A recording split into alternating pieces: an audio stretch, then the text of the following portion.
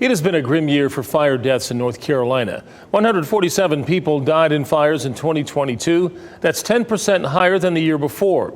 WRL's Eric Miller has been studying the numbers and joins us live with what he's learned. Eric?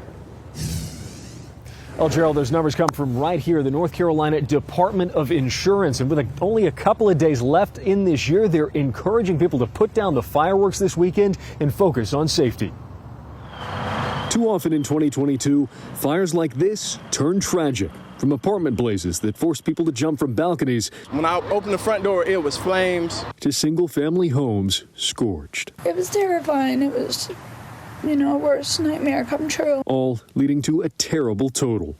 In 2022 so far, 147 people have died in fires. That's up from 134 people in 2021. We believe that there's a number of factors that are contributing to that. The North Carolina Department of Insurance's Jason Tyson says, for one thing, there are just more people living here. Many of them, he says, not familiar with the steps they should take in a colder climate. Make sure your smoke alarms work. Make sure you have that kind of area to meet your family and have that safety plan in place for each household. And with a 1-2 punch of cold weather and holiday celebrations, Tyson worries that deaths could rise before the year is done. Space heaters, he says, are a particular problem. Not have the space heaters around, the flammable materials such as curtains and mattresses and things that can catch on fire. His department also urging people to put down the fireworks this year. Always be careful with those and leave those to the professionals. Tyson hoping safety can be something to celebrate too this new year.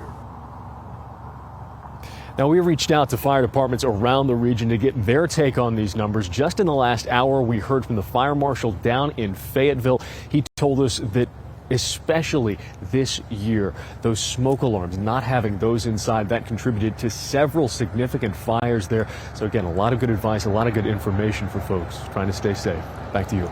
Eric Miller live in Raleigh. Thank you, Eric.